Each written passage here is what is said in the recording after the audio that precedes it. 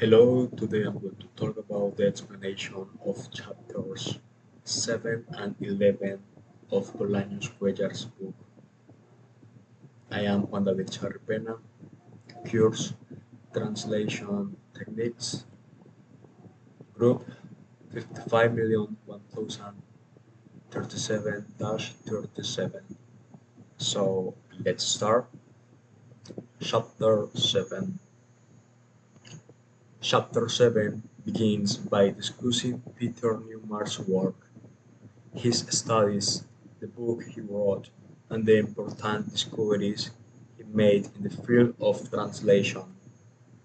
It also discusses his theories and approaches.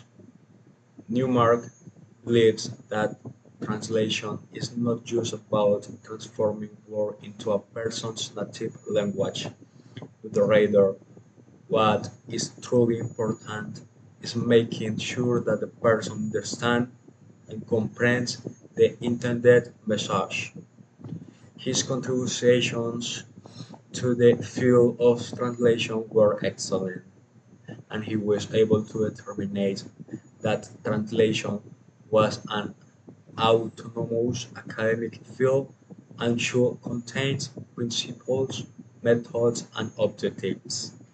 Regarding the principles, these aim to ensure that the translation is clear. By this, I mean that the meaning of the word is correct and the intended intention is conveyed to the reader.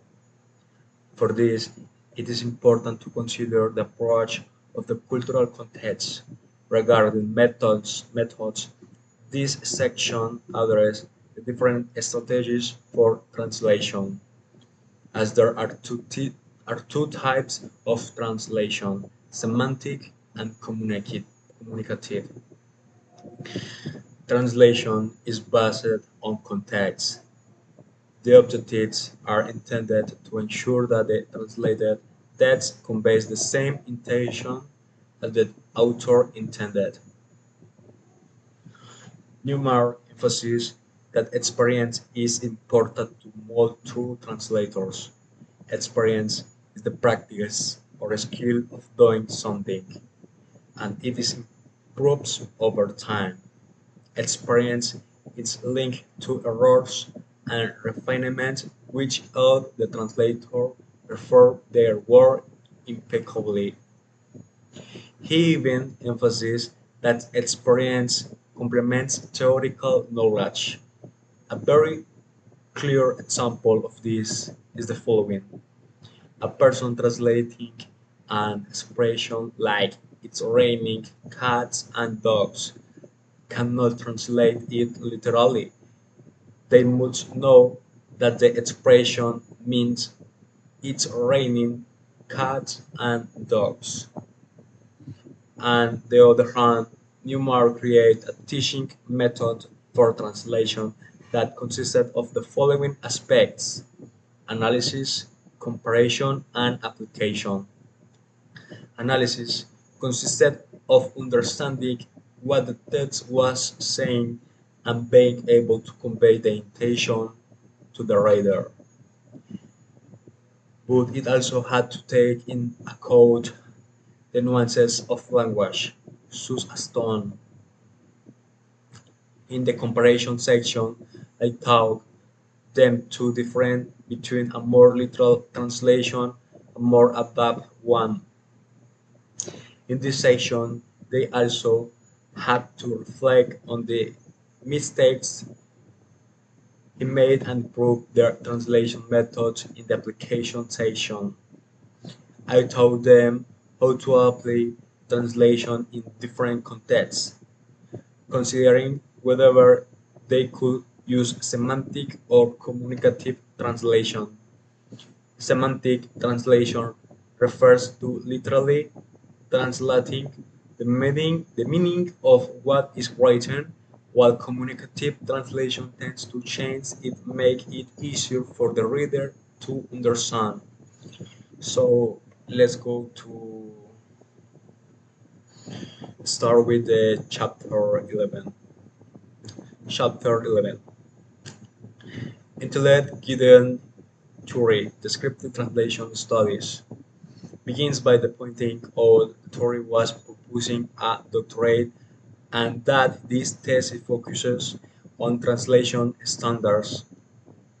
He rose to fame in 1850, 1895 for this book, Descriptive Translation Studies and Beyond.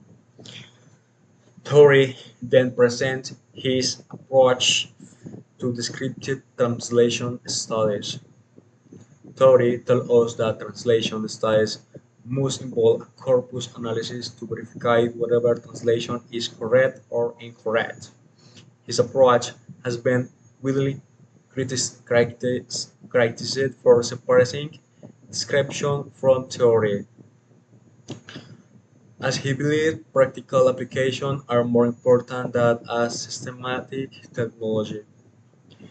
Torrey highlights the work of the hymn Torrey highlights the work of James Holmes in 1872, presenting his research entitled "The Name of Nature and Translation Studies," and says that his greatest contribution was to divide translation study into pure and applied. It were nothing than applied translation requires poor translation because it's based on theories and their analysis to progress toward the translation progress.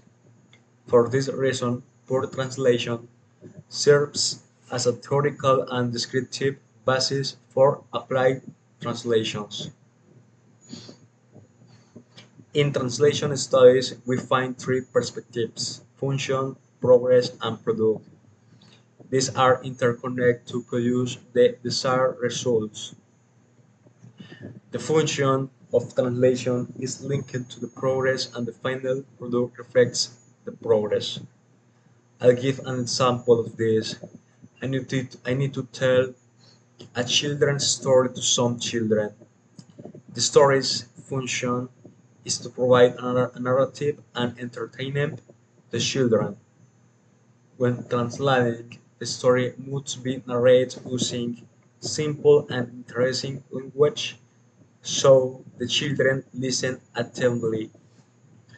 The progress then is part of narrating the story with simple, interesting words, and the progress and the product is the translated story while maintaining the originality that we want to convey to the children. It is worth noting that tourist progress is criticized for being very similar to mechanics scientists. For Bolaños Cuellar, applied translation studies are not prescriptive. Translation studies is teaching are not based on standards but rather should allow for a reflection between theory and practice, resulting in a knowledge and different translation methods depend on the context in which they are developed. Theory, theory use the method called presumptive translation to examine translation in context using pseudo-translations. This method is also criticized by Bolaños because it don't show the text lost origin and it's given a different meaning. Bolaños Cuellar then criticizes and finds inconsistencies in Mr. Gideon Torrey methodological consistency. To conclude, Chapter 11 discusses the contributions of Mr. Gideon Torrey to descriptive translation studies, which he makes a significant contributions. Bolaños Cuellar also points out that his methodology contains some inconsistencies. Thank you.